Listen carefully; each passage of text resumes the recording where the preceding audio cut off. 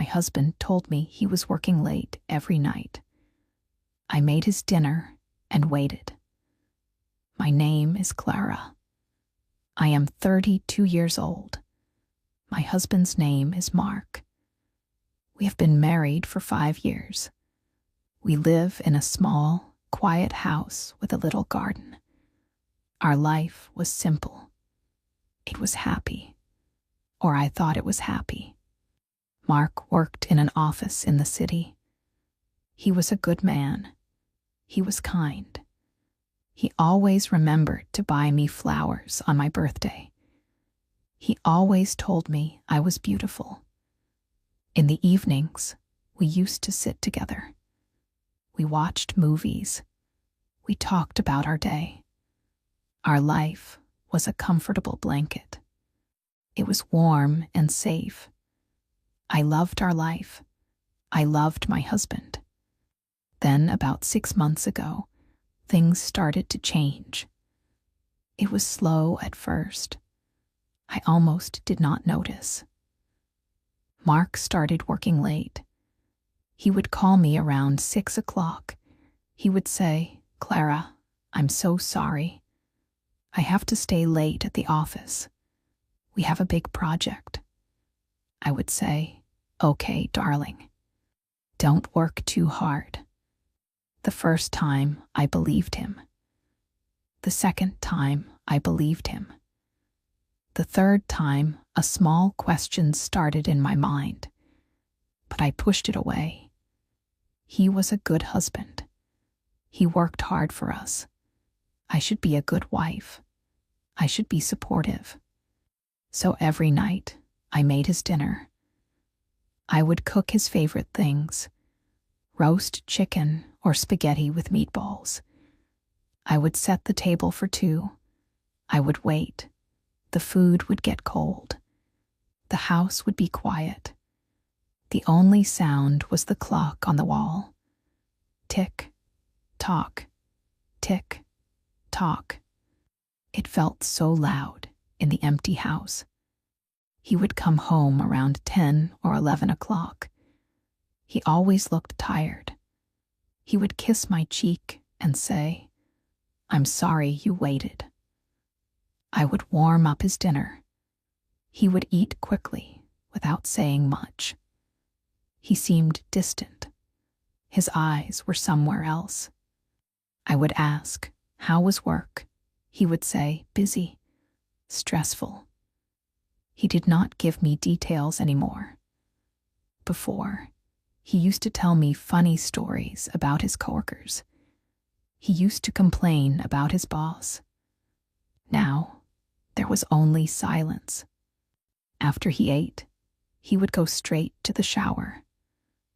Then he would get into bed and turn his back to me. He would fall asleep in minutes. I would lie awake for hours. I would look at his back. He was right next to me, but he felt a million miles away. I was lonely. I felt a cold space growing between us. I told myself it was just the stress from his job, the big project. It would end soon. Things would go back to normal. I wanted to believe that. I needed to believe that. One Tuesday, I was doing the laundry. I was getting Mark's clothes ready for the dry cleaner. I picked up his work coat. It felt heavier than usual. I checked the pockets. Sometimes he left his keys or some coins inside. I found a small, folded piece of paper. It was a receipt. My heart started to beat a little faster. I opened it. My hands were shaking a little. I read the words. It was not for an office. It was not for office supplies. It was for a hotel. The Grand Hotel downtown. It was a nice hotel, an expensive hotel. I looked at the date. It was from last Thursday. Last Thursday, he told me he was working late. He said he was in a meeting until midnight. A meeting in a hotel. Maybe his company had a conference there. I tried to find a reason. I tried to make it okay. But then I saw the details on the receipt. It was for one room, and it was for room service for two. 2 dinners, 2 glasses of wine. My breath caught in my throat. My mind went blank. 2 people. Who was the second person? I sat down on the floor of our bedroom. The coat was still in my lap. The receipt was in my hand. It felt like a piece of burning coal. I read it again and again. Room service for 2. It was not a business meeting. It was a dinner, a private dinner, in a hotel room. My whole body felt cold. I thought about last Thursday. I remembered making him his favorite lasagna. I remembered waiting for him. I remembered him coming home, looking tired. He had lied. He had lied to my face. I didn't know what to do. Should I ask him? Should I confront him? My heart was pounding in my chest. I felt sick. I felt like a fool. I had been waiting at home, a good wife, while he was in a hotel with someone else. Who was she? The questions screamed in my head. Was she beautiful? Was she younger than me? Did he love her? I put the receipt back in his coat pocket. I did not want him to know that I knew. Not yet. I needed to think. I needed to be sure. Maybe there was a mistake. Maybe I was wrong. I hoped I was wrong. I prayed I was wrong. That night when he came home, I tried to act normal. I smiled. I asked about his day. He gave the same answer. Busy, stressful. I looked at his face. Was he hiding something behind his tired eyes? Was he a stranger? I could not sleep that night. I waited until he was breathing deeply. Then I carefully took his phone from the nightstand. My hands were trembling. I had never looked through his phone before. I always trusted him.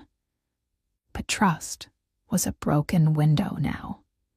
His phone needed a password. I tried his birthday. It did not work. I tried my birthday. It did not work. I tried the date of our wedding. It opened. A part of me was sad. He still used our special day. I opened his messages. I scrolled down. My heart felt like it was going to stop. There was a name I did not know. Sarah. There were so many messages between them. Every day. All day. I read the messages.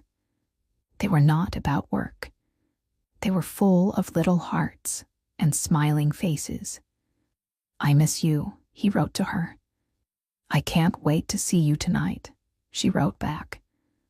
Last Thursday was amazing. Another message from him said, last Thursday, the night of the hotel, it was real, all of it. I felt like I could not breathe. The words on the screen blurred. My eyes filled with tears. I read more. They talked about their future. They made plans. He told her he loved her. He wrote the same words to her that he used to write to me. I felt a pain in my chest. It was so sharp, so deep. It was the pain of betrayal. The man I loved, the man I built a life with, was living another life. A secret life. And I was not a part of it. I put the phone back on the nightstand. I went to the living room. I sat on the sofa in the dark. The tears came silently. I cried for the life I thought I had. I cried for the man I thought I knew. I cried because I was so lost. What do you do when your world falls apart? What do you do when the person you trust most is the one who hurts you most? I felt so alone. Maybe you have felt this way too. It is a terrible feeling. It feels like you are drowning. The next morning, I did not make him breakfast. I sat at the kitchen table with a cup of coffee. I waited for him to come downstairs. When he saw my face, he knew something was wrong. My eyes were red and swollen from crying. "Clara, what's wrong? Are you okay?" he asked. His voice was full of concern. It made me angry. How could he pretend to care? I did not say anything. I just looked at him. I slid the hotel receipt across the table. He looked at it. His face went pale. He opened his mouth to speak, but no words came out. "Room service for 2, Mark," I said. My voice was quiet, but it was strong. "Who is Sarah?" He closed his eyes. He put his head in his hands. The silence in the room was heavy. I could hear my own heart beating. "Clara, I can explain," he finally said. He looked up at me. His eyes were full of guilt. "Explain what?" I asked. "Explain the lies. Explain the other woman. Explain how you broke my heart while I was at home waiting for you." "It's not what you think," he said. "It is a classic line, isn't it? Men always say that." "Then what is it?" I said, my voice rising. "Tell me, Mark, what is it?" "She's just a friend from work," he said. "A friend?" I laughed. It was a sad, bitter laugh. You don't take a friend to a hotel room. You don't tell a friend that you love her. I saw the messages, Mark. I saw everything. He looked defeated. The lies were gone. Only the ugly truth was left. "I'm so sorry, Clara," he whispered. "I never wanted to hurt you. You never wanted to hurt me." I stood up. I was shaking with anger and pain. "You have been lying to me for months. You have been seeing another woman. You broke our vows. You broke my trust. And you never wanted to hurt me. You are a coward, Mark, and a liar." He just sat there. He did not defend himself. He knew I was right. "Why?" I asked. My anger was gone, replaced by a deep sadness. "Why did you do it? Was I not enough? Was our life not good enough for you?" He looked at me. For the first time, I saw tears in his eyes. "It wasn't about you, Clara. You are perfect. Our life was perfect. Maybe it was too perfect." "What does that mean?" I asked. I did not understand. "I don't know," he said, his voice breaking. I felt bored, stuck. Everything was the same every day. Sarah, she was exciting. She was new. It was a mistake. A terrible mistake. It meant nothing. It meant nothing. I could not believe what I was hearing. "You told her you loved her. That means nothing." He did not answer. "I want you to leave," I said. The words came out of my mouth before I even thought about them. But I knew they were right. I could not look at him. I could not be in the same house with him. "Clara, please," he begged. Don't do this. We can fix this. I will end it with her. Today, I promise, I love you. I only love you. Love, I said. You don't know what love is. Love is not lies. Love is not secrets. Love is trust. And you destroyed it. Please, Mark, just go. He stood up slowly. He looked at me one last time. His face was full of pain and regret. He walked to the door. He picked up his coat. And then he was gone. The sound of the door closing was the loudest sound I had ever heard. I stood alone in our kitchen, our home. Now it was just a house full of memories that were now lies. I sank to the floor and I cried. I cried until I had no tears left. The days after Mark left were a blur. The house was so quiet, too quiet. Every corner reminded me of him. The chair he always sat in, the coffee mug with his initial on it, his smell on the pillows. I put all his things in boxes and stored them in the spare room. I could not bear to see them. I felt empty. I could not eat. I could not sleep. I would just sit and stare at the walls. I felt like a ghost in my own life. My friends called me. My mother called me. I did not want to talk to anyone.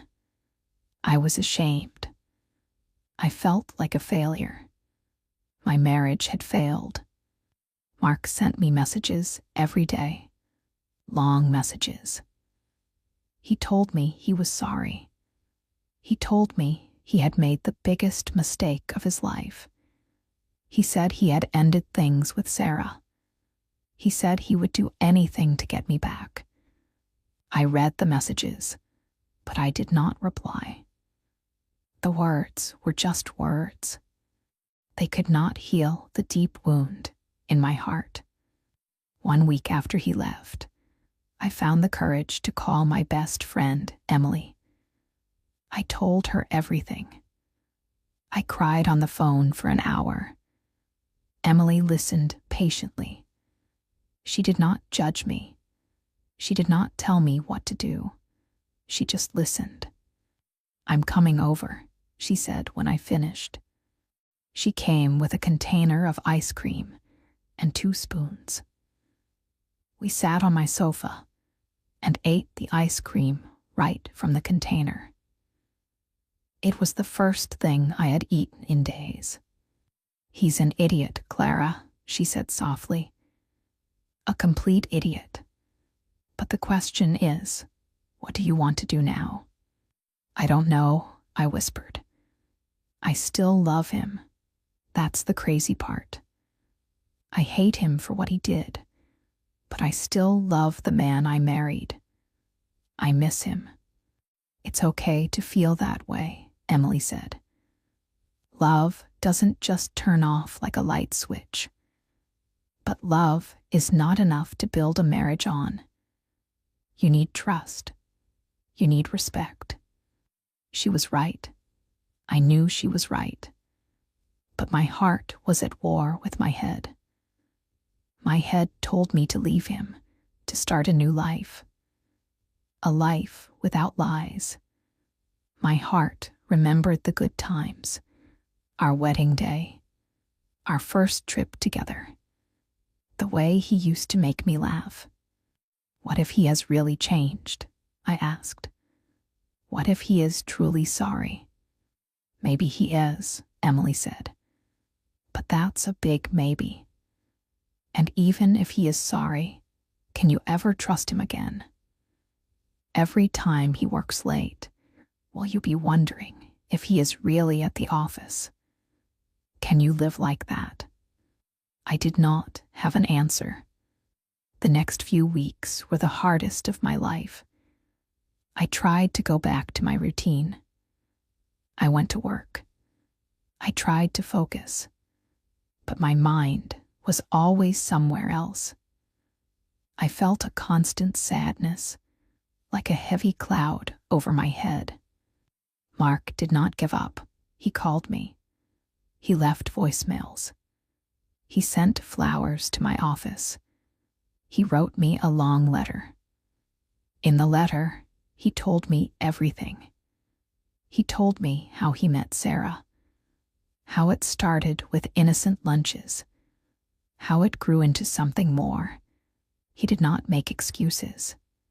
He took full responsibility for his actions. He said he was going to therapy to understand why he did it. I know I don't deserve a second chance, he wrote at the end of the letter. But I will spend the rest of my life earning back your trust, if you let me. I read the letter many times. A small part of me wanted to believe him. A small part of me felt a flicker of hope. But the fear was stronger. The fear of being hurt again. One Saturday, I was at the supermarket. I was standing in the cereal aisle, trying to decide what to buy. I felt lost, even doing simple things. Then I heard a voice. Clara. I turned around. It was Mark. He was standing a few feet away. He looked thinner. His eyes were sad. He was holding a basket with only a carton of milk and a loaf of bread in it. My heart jumped. I did not know what to say. Hi, I said finally. How are you? He asked. I'm okay, I lied. We stood there in silence for a moment. It was so awkward. We were husband and wife, but we felt like strangers. I miss you, he said, his voice soft. The house is so empty without you. He was staying at a small apartment his company owned. I miss you too, I admitted. The words just came out. He took a step closer. Can we talk, Clara? Please, not about us. Just talk, like we used to. I hesitated, but I saw the desperation in his eyes, and I realized that I wanted to talk to him too. Okay, I said. We went to a small coffee shop near the supermarket. We sat at a table by the window. It felt strange to be with him. I kept looking at his hands. His wedding ring was still on his finger. I had taken mine off the day he left. We talked for over an hour. We did not talk about Sarah. We did not talk about the affair. We talked about his work. I told him about a funny thing that happened at my job. It felt normal. It felt like before. For a little while, I forgot about the pain. When we were about to leave, he looked at me. I am going to therapy, Clara. I am trying to fix myself. I know I broke something precious, and maybe it can never be fixed, but I have to try, for me and for you. I looked into his eyes. I saw sincerity. I saw pain. I saw a man who was truly lost and trying to find his way back. I went home with a confused heart. Talking to him made me realize how much I missed our connection. We were not just husband and wife. We were friends, best friends. And he had broken that friendship too. I decided to give it time. I told him I needed space, but that I was willing to talk to him sometimes. We started meeting for coffee once a week. We talked on the phone. It was slow. It was difficult. There were days when the anger and sadness came back. There were days I wanted to scream at him all over again. But there were also good days. Days when we laughed together. Days when I remembered why I fell in love with him in the first place. He never pushed me. He was patient. He gave me space when I needed it. He showed me with his actions that he was changing. He was open and honest about his therapy sessions. He told me about his fears and his insecurities. He was showing me the parts of himself that he had kept hidden before. 3 months later, he asked me a question that I was dreading and hoping for at the same time. Clara, would you consider going to marriage counseling with me? I thought about it for a long time. Was I ready? Could our marriage be saved? Or was it just a beautiful memory that I needed to let go of?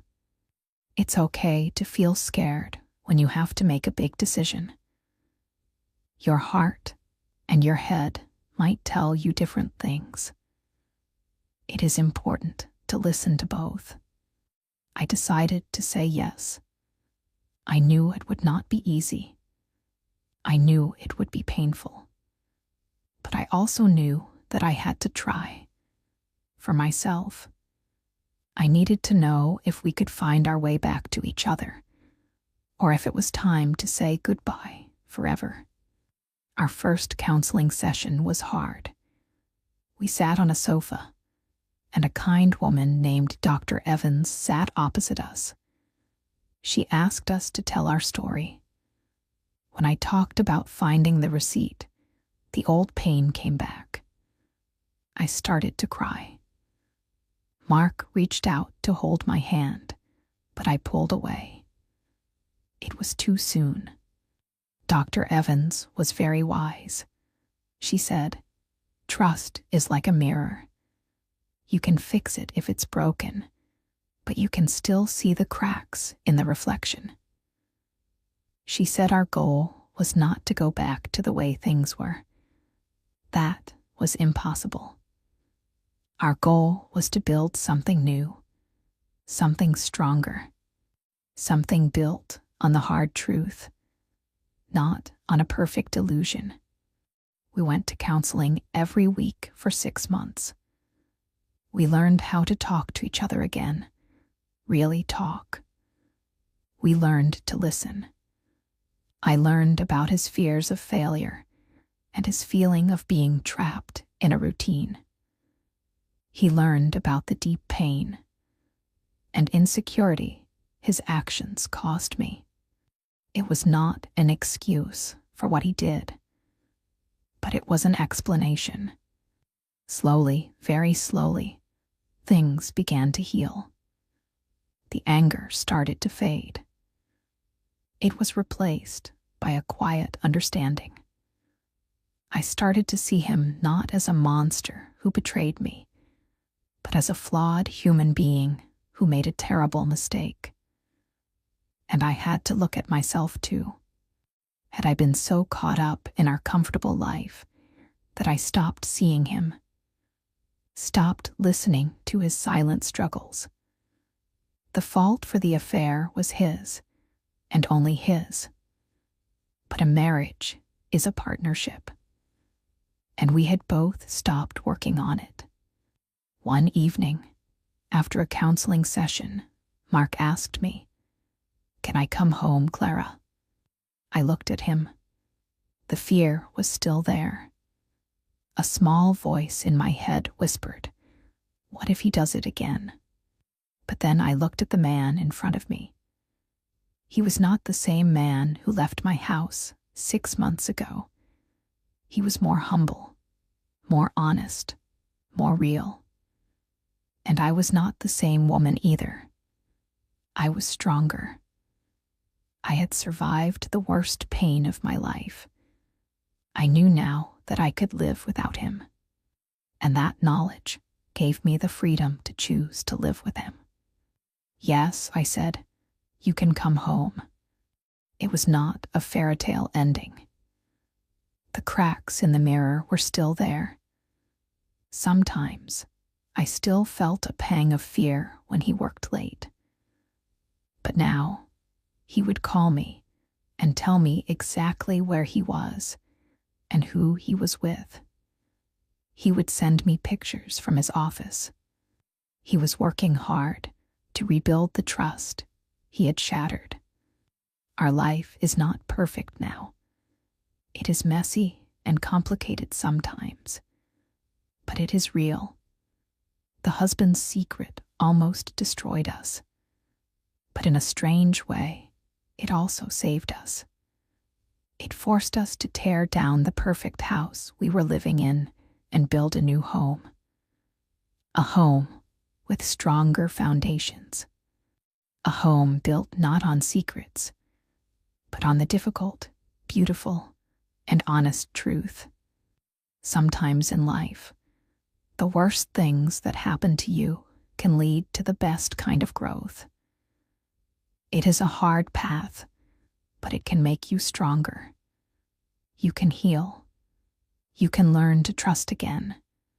You just have to be brave enough to take the first step. You can do this too. Keep going.